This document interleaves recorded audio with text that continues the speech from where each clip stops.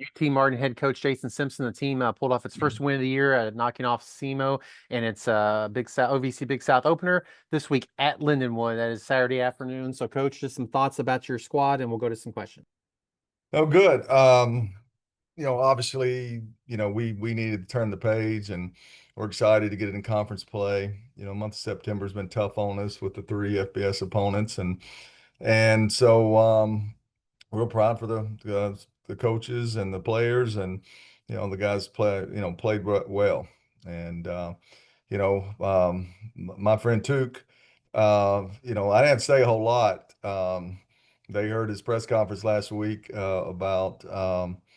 I think the comment was, won't have as many fans, may not be atmosphere of, much energy, and better get yourself ready to play and that type of stuff. And, the kids kind of took that to heart. And, we kind of have a saying around here, right, of Walmart's the Martin Mall, right?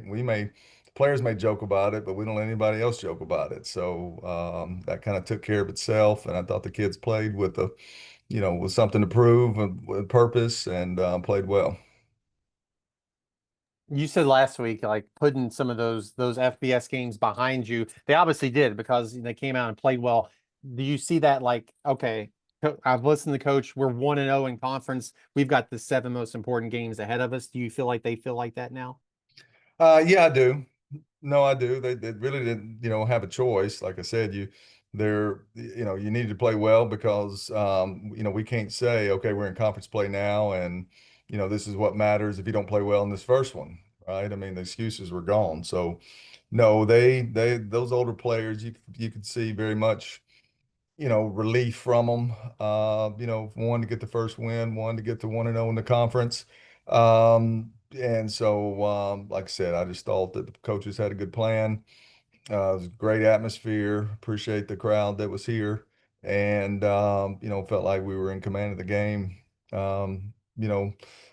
Most of the game, and it's unfortunate. I hate that the quarterbacks got hurt.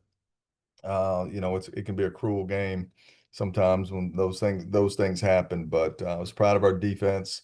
Did a lot of really good things, and offensively, Jace and that offensive line and Tommy at the running back spot.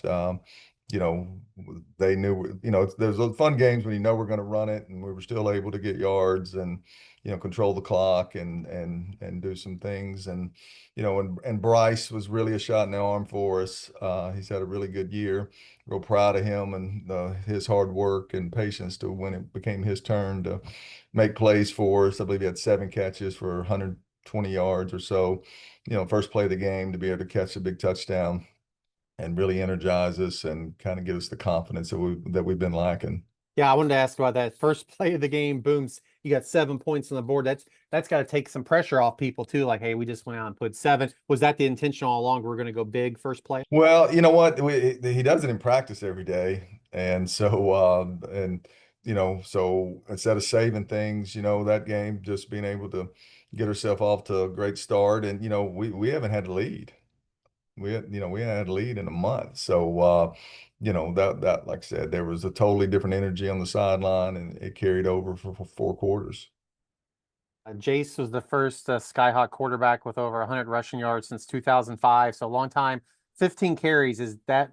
I know it depends on the matchup. Is that where you'd wanting to be? Is that too many? Is that the right number of carries for your quarterback? I don't necessarily know that we have that there's a magic number. That's just the way it was set this week. They were, committed to stop the run, and in order to get the plus numbers that you needed, the quarterback had to be involved in the run game.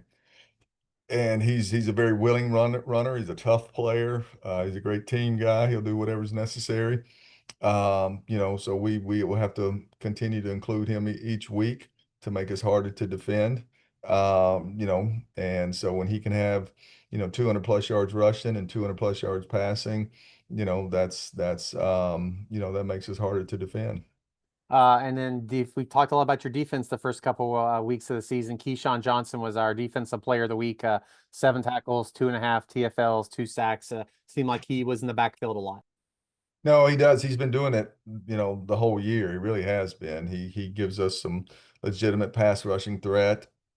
We're still working with him, to be, disciplined and not always, gap sound of some things that we need to improve on. But, I never doubt his effort. I never doubt his willingness to, throw his body around and help his team. And we got to continue to build upon that. And then let's talk about your opponent. They've played two FBS opponents this year, so one less than you, but two of those games, they've only had one home game to this point. So thoughts on Lindenwood?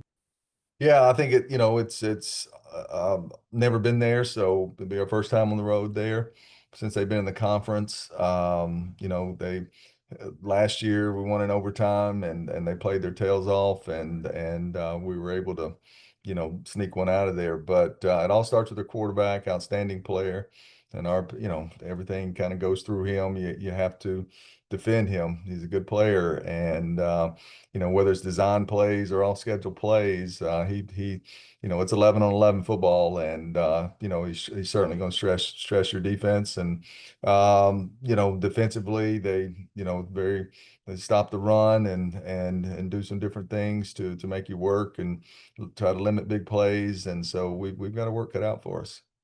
They had the running back who was the freshman of the year this season. He hasn't quite put up those numbers. You see them as more of their quarterback kind of does everything, or you see like they want to be balanced and try to run the ball a little bit more at their running backs.